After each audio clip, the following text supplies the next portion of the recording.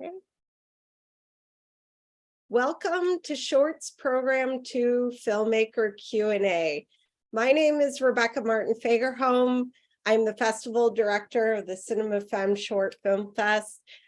Short Program 2 is called Before Midnight, Part 1. And I called it Before Midnight because it's like a midnight program, but at the Music Box, we have the time slot before midnight. So it's, the films are all very interesting and a little trippy, a little scary, and, it's just very fascinating. And I'm just so excited about all the filmmakers behind it.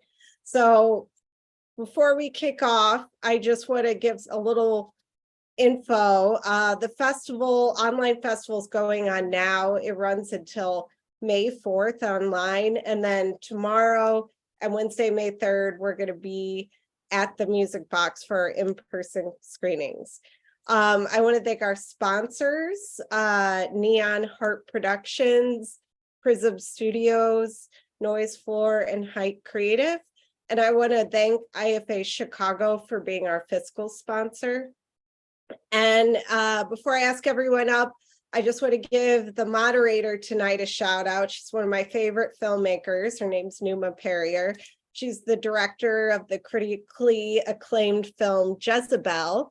And it was recently announced her new film, The Perfect Find, is going to be coming out on Netflix, I believe, this summer.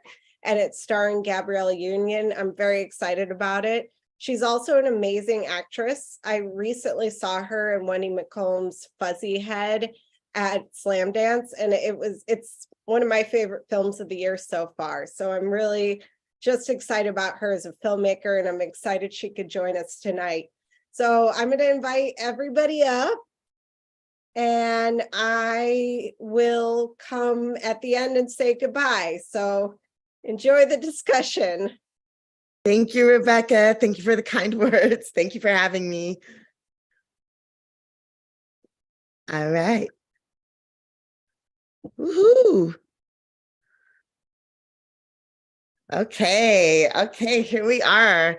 First, a big congratulations to everyone on your films. They're all so provoking and have such vision behind them, and I can't wait to talk all about it. The first thing that I would like to do is we'll go around and introduce yourself and the name of your film, and then I would love to hear about how you selected the first frame of your movie.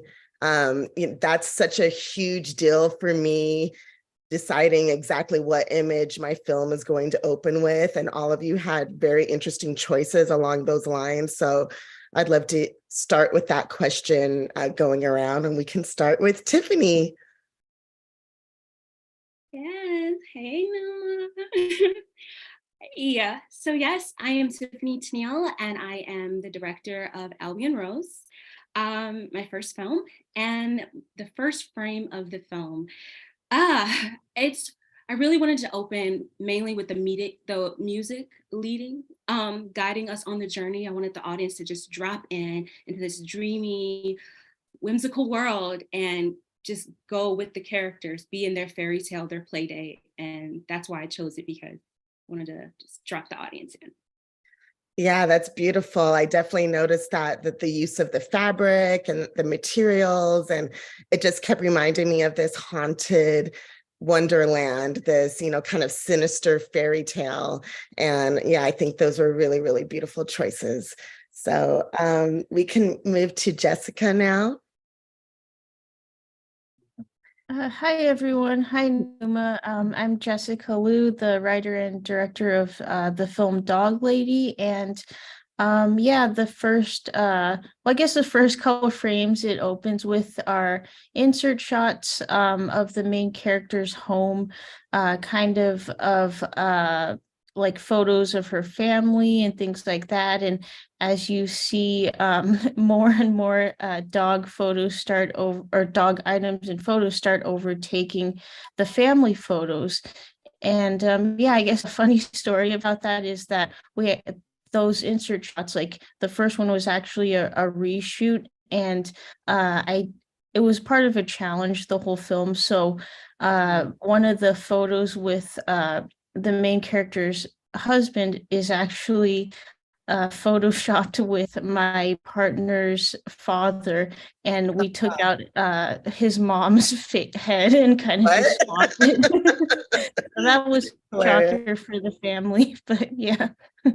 Yeah, I definitely noticed that it started off on those portraits and, kind of setting up the idea of family. I wanted to hear, more about those choices for you. But yeah, that's what kind of challenge was it part of? So it was part of a fellowship called the Freeze LA Film Fellowship, and yeah, it was basically something where we had to 9 fellows were chosen, and we had to make a short within 2 months. So from conception, like writing, all the way into editing and getting everything done. So it was an exciting and very fast-paced challenge. Yeah. Well, you did great. You did great with it. Wouldn't know. Yeah. Okay, so we can move on to Giovanna and Dear Girl. Hi, my name's Giovanna Molina. My film is Dear Girl. Thank you so much for having me. Excited to meet all of you. The first frame of my film is this kind of wide, observant shot of a man in a forest with a dead deer on the ground next to him, dressed in a white plastic jumpsuit, and he's staring up into something that we later see as a trail camera. And I think I just wanted to open with a sense of uncanny and unnaturalness with his costume and just this deer that becomes a very central part of the film against nature, and just kind of show how this artificial white suit looks very unnatural in this natural setting, and set up that it's going to be a pretty strange film to follow. Yeah, it was so fascinating. I really loved how you couldn't see the person's face. And you kind of, there was an element of danger, element of uncertainty about that, but then it's finally kind of revealed through the sunlight. I thought that was a beautiful opening. So, thank you. Yeah, a lot of the film is about being watched. So this feeling originally of just him being watched is something that I wanted to establish. Yeah, you definitely nailed that, because the whole thing was so voyeuristic, and yeah, it was a very chilling film. Okay, Rachel. Hello, hi everyone. Nice to meet you all. My name is Rachel Rambaldi. I'm the director of Hurley. That's a very interesting question you're asking, Numa. I like it.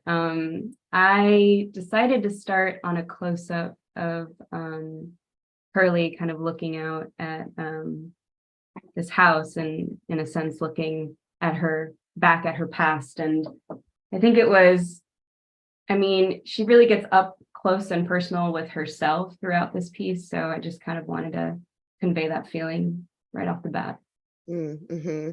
Yeah, it's very intimate, and then it's also your face. Yeah. So how did that feel? Well, what do you mean? Like, how did the the loaded question to start the film so close on yourself as someone else, but still, framing yourself in that way, starting it that way? It just felt right. I'm not sure. I think I've been an actor in things that I've written and directed before, and I think you just kind of learn how to, I don't know, it's me, but it's not me, Feel so kind of outside of yourself. Yeah, I'm sure you felt it. Yeah. So okay. Well, originally in the script it actually wasn't supposed to start on a close-up. The close-up came after kind of this like wide of the car pulling up, and I wanted to get in the car after, but in the edit you kind of explore, and that right. was just, I was like, you know what, no, let's do this. So yeah, I also like how it was a little bit of a reveal, because we're seeing her through glass. We're seeing her through that the passenger window. Yeah. And yeah, there's something about that being revealed that really spoke to me, that there's this, we can see, but there's still kind of a wall. There's this invisible, there's this thing going on. So very interesting. Yeah. Okay, Claire, your time to share. Hi, my name is Claire Leona Apps. I'm the writer-director of Ages of Man. And yeah, it's a very interesting question, which is a little, so my film is three little snippets of different actors, very vignetted, thematically linked on the concept of kind of sort of jokingly discussing the invisible labor of women by putting men in vulnerable positions. So I had to very quickly establish a sort of sense of normality for each of the characters. So I did these sort of staccato 3 shots. So so we start in LA in a beautiful park, and you see a few shots that really create a normal, beautiful sort of morning for someone could have in LA. And then very quickly I break that. Yeah, in a way, you have 3 different opening frames then, and I love how they're these kind of like very spicy vignettes. Yes, exactly. We don't know necessarily how they're connected. I actually had to watch your film twice. I had to do a back-to-back watch because I was like, I don't understand. I went back, I watched, and then it dawned on me more. I was like, oh, okay, you know, I started understanding the themes more on the second watch. But yeah, it's like you have 3 different first frames. Yeah, exactly. Yeah, they're all so different, but they are very connected at the same time. So that's really fascinating to me. You know, I would love to keep talking about process. We don't get a lot of chances to really go deep there. So I want to use this time to ask you all now about what part of the filmmaking process for this specific film was your favorite, you know, was the thing that you leaned into most, and what was the most challenging aspect of the filmmaking? And we can anyone can jump in. I think the writing part for me was, I guess, the most exciting in a way, because I co-wrote it with a friend of mine who's also a writer, director, and actor. And I knew I wanted to talk about family, and I knew I wanted to talk about a certain specific subject, but I didn't really know like how, you know, because it was so personal. And sometimes when things are really personal, it's, I don't know, you kind of have to really think about kind of which side you want to, you know, start from.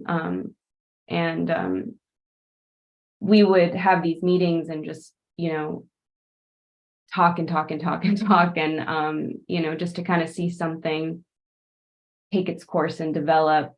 And I don't know, it was really exciting to work on something so personal in this way. I thought I wanted to do it alone, and doing it with another writer was just so much more than I could have, like, you know, imagined. So that was the most exciting, because I had never had an experience like that before.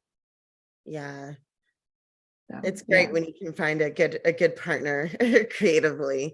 Special. It's hard. It's very rare. Yeah, it's a different, it does take your work to another place. And I think also because you're also, you know, you're starring in this and you're telling us that it's very personal to you.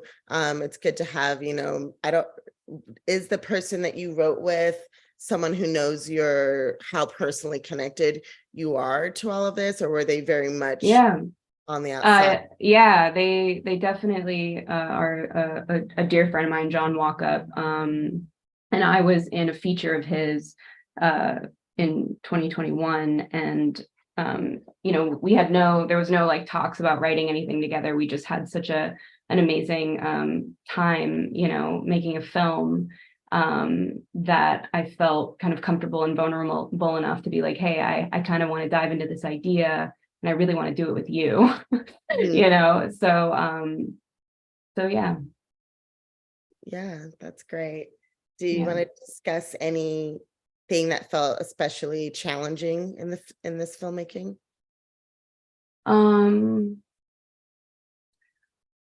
Well, I think, you're kind of like, gosh, I'm trying to think of like what was challenging. Oh, I crowdfunded for it. And there's a certain kind of like stamina and consistency that you need to have when you're asking for money, and it's such a thing hard, sorry, excuse me, like part of like our business is like getting money to make, Mhm. So that was challenging, but I learned so much. And yeah, it was challenging, but I guess in all the right reasons, yeah. I completely Yeah. understand the producer part of Yes, the yeah. work that we do, and having to produce are having to do it, loving it, hating it, everything you have to go through to actually get it on the screen. So congratulations. I see you all nodding your head to that. Who wants to jump in and talk about an aspect that they loved and an aspect that they found very challenging? I can jump in if you want. Claire. Oh no, who else wanted to go? Tiffany? Tiffany. Claire, I'll go quick. I'll go quick. Well, the challenge for my particular short, because it was 6 actors primarily over 3, and everyone kind of had a scene to 3 little vignettes, and Herring was working with actors, and it was such a joy to work with specifically some people. Like in the middle vignette, it's like a very sort of dark comedy piece, and like working with clowns, like to develop, quite less than 3 minutes each of these pieces. So people had to have a very strong concept of getting across a lot of character, a lot of story in a very quick period of time. So it was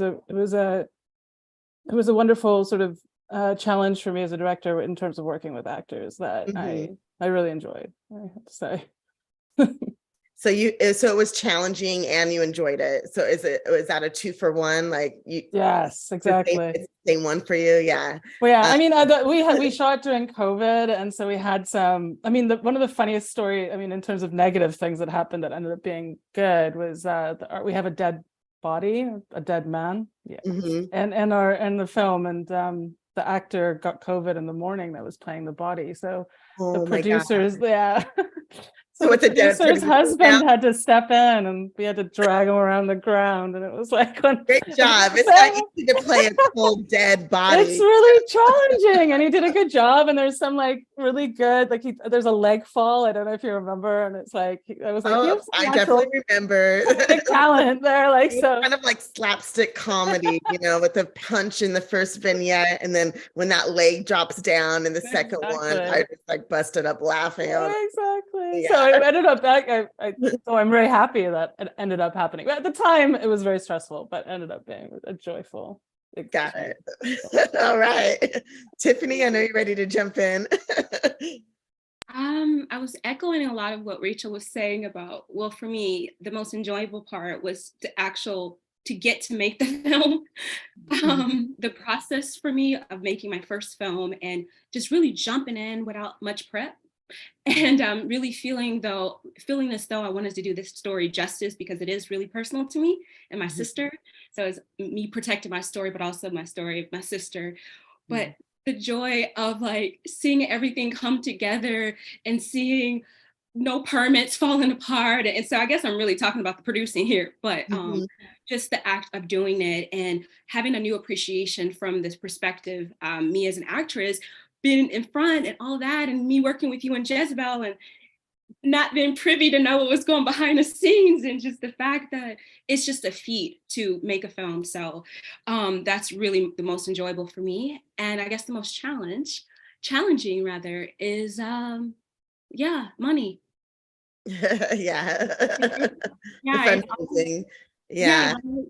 It's always the way. But for me specifically in this film, me playing I was playing like a childlike character. And so me tapping into being present in that moment and then tapping out of that to go direct and then change status, especially directing the other actors who had like just a different status than my character. It was very challenging at first. And really for me to just define my voice and like feel brave to like, I'm kind of method when I go with acting. So taking that off and like Yeah. find my, you know, being assertive. Yeah, that was most challenging, but all of it was joy. Do you feel like you learned some new skill sets in terms of how to go, especially if you're working in a more method way, to go from whatever method state that you're in to then communicating as a director and producer? Yeah, no, absolutely. It's really about trusting the team that you have. I had this weird thing where I just thought if I wasn't saying action, I wasn't directing. I think I shared that with you, Numa, before, but like, it's no, like your team, your first AD, and everyone else can say that doesn't mean anything. So just really taking hats off. I had so many hats: costume designer, makeup, producer. It was just like, okay, when I'm in the work, like we already did the prep. I just got to trust it. So really allowing my team to just kind of drive the ship too while I'm in the moment. Yeah, that is definitely something that you learn. Yeah. And there's more questions about working with actors that we'll get to. And also, if that is yourself, what is it like to direct yourself? But Giovanna or Jessica, do you want to add to your challenges and most rewarding aspects of the filmmaking? Yeah, I think the biggest challenge was I was making this film as part of my UCLA MFA program, and I was writing it during the second wave of COVID, and we had a very strict protocol and review process to get approved for our films. And so I originally wanted to make a very different film that I made later that involved a lot of background actors, and I realized that that wasn't going to be possible. And so we had very little clarity on what was possible. So I started thinking of what is a possible film that could have actors that are not in the same space ever at all. And that ended up being a big inspiration for the structure of the film. And I really wanted it to not feel like, a Zoom call between two people, but be creative in terms of how there can be communication across a virtual space, but have it feel fresh and new. So it was the biggest challenge, but also ended up being kind of like a really great limitation that brought on a lot of creativity. And then I think the most fun I had on set was animating these trail cam time lapses, which were basically large scale live action animation, which involved a fake deer decomposing. It was just me, my DP, and my production designer, who's my dad, kind of like moving dirt and all these fake things, and just having a lot of fun. That our producers were like, you have to stop, we have to eat lunch, Yeah, I definitely noticed kind of an overall macabre, theme overall of the films, an animal theme as well, from the rabbit to the dog, whether seen or unseen, the rabbit, the dog, the deer, even in your film, Tiffany, when the boyfriend had the cake in his mouth, and it's like, to me, kind of very feral, very animal-like. There's definitely kind of a theme in this block here. So thanks for sharing that. What would you like to add, Jessica?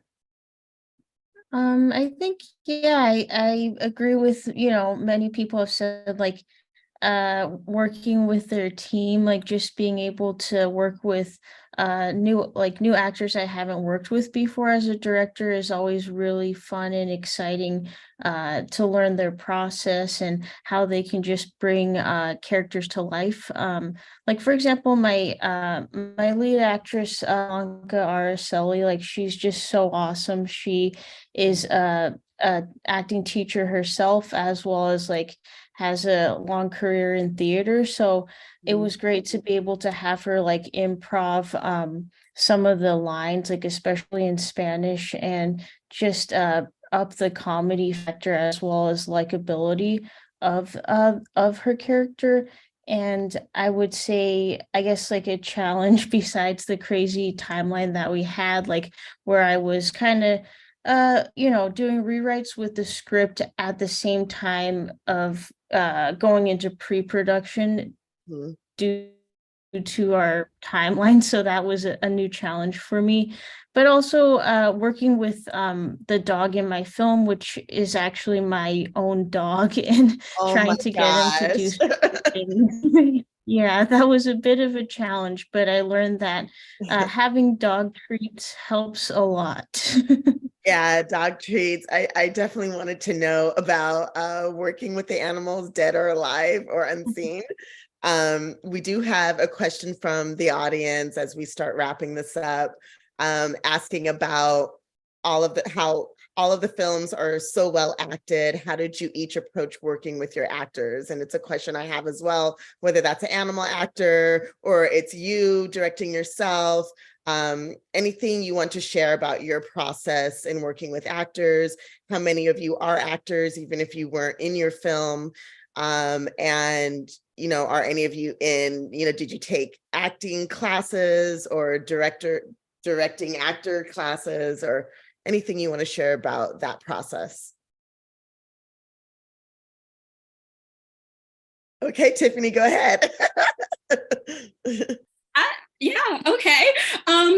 Okay, so my beautiful actors, I knew every single one of them, right? So one, my mentor, my real life mentor over like 19 years, she plays the mom. So that's one. We already have an intimate relationship, shorthand, and I just always seen her talent. Courtney, who played my sister, I met her on another set and I fell in love with her immediately. And I'm like, you're my star. And then John David Washington, Williams, pardon. He, oh my gosh, he was a housemaid in LA. And he's at the ground lanes on Sundays. Sunday ground lanes, a big, whatever it is, a big deal. But all of them were already, I chose actors. I wrote the roles for the actors. And I love to do that because I'm bringing out and I'm highlighting things about them. And what was really cool about JD, he just had this element of like a lot of play, and he's like funny. And so we were really bringing those elements out. But one thing I learned from you, Numa, share with everyone, is restraint.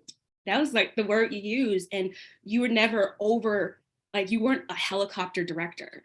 You weren't just like all over me. You gave me space to really play and do my thing after little tweaks here and there. And that's the gift I give to everyone. Just trust your actors and let them do their thing. Like, because that's when they shine the best, I found. Yeah, I couldn't agree more. Once you have the cast, trust them and let it shine. Who else wants to jump in and answer that question for our audience? No one. I would say Anyone hate working with actors? Anyone love directing and hate actors? I think Claire and I both. Do you wanna take it, Claire, first? Go for it. I was literally just gonna agree with what Tiffany said, that I think the big thing to avoid is projecting on actors, and that actually you want to sort of answer questions and answer and solve issues that they have, that they don't necessarily know where to go with the script, as opposed to forcing on to the actors. And that's when I think great things happen. But anyway, I'll let you take it, Rachel. No, I completely agree with both Tiffany and Claire about letting your actors do their thing. But I would say that for me, the process is in rehearsal. So I like going through different rehearsals where, sometimes the dialogue can like change, or other things can kind of be found prior. And then you kind of leave all of that in rehearsal, and then you kind of enter this world that it's like, but you also like don't really know what's going to happen. So yeah, for me, the process is all in being able to rehearse and really kind of dig into it before. Yeah, that's great. Rehearsals when you have time for them, that's amazing. And I think as an actor, we really appreciate that time to bond, develop, and dig in more. So yeah, I think that's a time where a lot of things happen. Jessica or Giovanna, do you have Yeah, I like to work with a mix of trained and actors and non-actors, which was the case for Dear Girl. The male actor actually was also in Groundlings, and does mostly comedy. But when I saw him in a short that I liked a lot, and when I auditioned him, I saw that he had this really wonderful emotional depth, that I think he doesn't get to use a lot because he does so much comedic work, but it's definitely there. And then the female actor actually hadn't been in a film before. And so my process with both of them was different, but I did use most of my rehearsal time just trying to get to know them and see what, how I would be working differently with them on set, and that they could feel comfortable with me. It's kind of the basis. Yeah, well, that's incredible. And I love both as well. It's so great to be able to work with actors, who are very trained and very in there and have their process, and you can kind of learn from that. And then I also love working with, a very raw actor that maybe hasn't had the training or hasn't fully, stepped into what that possibility could be, and taking that, that natural spark that they have. But yeah, it's a different process. It's a different communication between both sides of that. So, Jessica, do you want to talk about directing your dog? Yeah, sure. I mean, I was kind of thinking, like, as everyone was talking about their process, like, yeah, it's definitely a partnership between director and actor. I mean, I guess I can even apply this to animal actors, but it made me think of as I was prepping, like, for the shoot, there was a quote that I came upon that was like, the best actors are usually dogs or children because they're not acting. And I thought that was pretty funny because, yeah, I don't think Hugo, my dog, was acting. Yeah, that is the best and the challenging part is that an animal is just is, they're not trying to be, they're not painting anything on, they're not, they may want your approval, to a certain degree. I think that's something maybe they have in common. But whatever state they're in is just the state that they're in.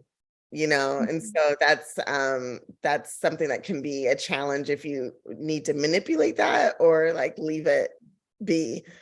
So Rebecca's back, which means our Q&A is coming to a close. You guys want to keep going? We do. This was wonderful. I feel like we need a part 2 of this. Well, wait, we are having a part 2 tomorrow night, our in-person screening. And Rachel, I wish we could like Zoom you in. If I had thought ahead on this, that would have been really cool. But we'll figure it out. But thank you everyone for showing up tonight, and thank you, Numa, for doing an amazing job at moderating. And we're online till May 4th. We're doing our shorts 3 program Q&A on Monday, along with our spotlight Q&A with Rebecca Tickle. And tomorrow we're at the Music Box, and I'm very excited. And yeah, stay tuned. So thank you everyone very much. Thank you so much, Rebecca and Numa. This was really great. And I'm excited to see all your films. Thank you for your artistry. And I can't wait to see more from you all. Thank you so much.